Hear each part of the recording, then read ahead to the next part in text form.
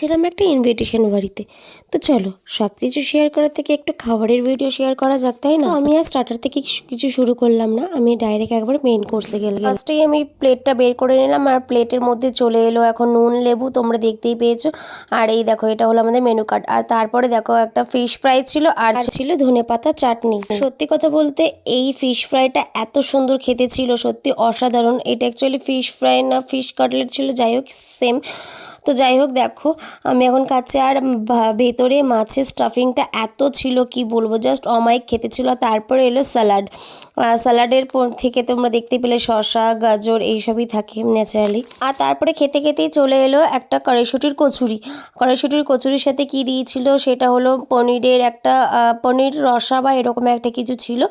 তো ওটাই ছিল, ওটা দিয়ে খেলাম একটুখানি। আর সত্যি এটাও খেতে অসাধারণ ছিল। আমার এই সব থেকে সব কিছুর মধ্যে এই দুটো খাবারই আমার একটু বেস্ট লেগেছিল। আর সেরকম ঠিকঠাকই ছিল, বাট আমার এই দুটো খাবারই একটু বেস্ট লেগেছিল। আর দেখো আমি খাচ্ছি, আর তোমরা কিন্তু অবশ্যই কমেন্ট করে বলো যে আমাকে কেমন লাগছে।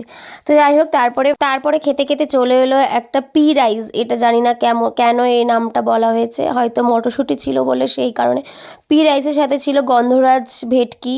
তো গন্ধরাজ ভেটকিটা বেশ ভালোই লেগেছিলো, ওটা দিয়ে একটু খেলাম, একটা বাইট নিলাম। আর সত্যি কথা বলতে আমি তো কখনো প্রফেশনালভাবে এরকম ফুড ব্লগার করি না, যদি কোনো ভুল হয়ে থাকে বা কিছু হয়ে থাকে তোমরা প্লিজ ক্ষমা করে নিও। আর তারপরে চলে এলো বাসন্তী পোলাও, তাই তো বাসন্তী পোলাও বা এরকম একটা কিছু ছিল পোলাও। তো পোলাওয়ের সাথে ছিল হলো বাঙালির সব থেকে শ্রেষ্ঠ আকর্ষণীয় জিনিস হলো মাটন কষা। সত্যি মটন কষাটাও খুব ভালো হয়েছিল, আমার তো খুবই ভালো লেগেছিল। আর মাটন কষার পোলাওয়ের থেকে আমার এই পি রাইসের সাথে বেশি খেতে ভালো লাগছিল। তো চলো এটা একটুখানি সুন্দর করে মাখিয়ে একটুখানি সুন্দর করে একটা বাইট নেওয়া যাক, তাই না? তোমরা কি বলো? এ দেখো সুন্দর করে আমার জিভে আবার এখন জল চলে এসছে, মনে হচ্ছে কি আমি আবার একবার খাই। যখন খাচ্ছিলাম তখন মনে হচ্ছে বেশি খেতে পারবো না, কিন্তু এখন আমি ভয়েস দিচ্ছি, এখন শুধু মনে হচ্ছে আর একবার পেলে ভালোই হতো, এরকম মনে হচ্ছে।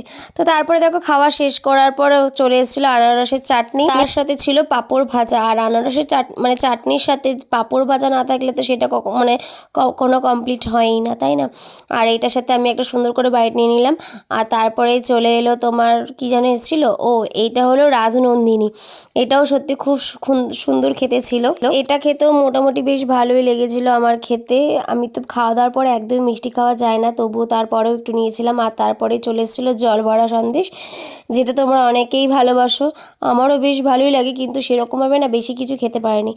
আর তারপরেই চলে এলো খাওয়া দাওয়ার পরে এখন গরম জলে হাত ধুয়ে তারপরে এবার বাড়ি চলে যাব।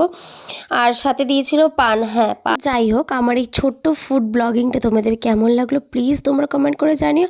আর যদি ভিডিওটা ভালো লেগে থাকে তাহলে প্লিজ লাইক কমেন্ট শেয়ার করে দিও। আজকের মতো টাটা বাই।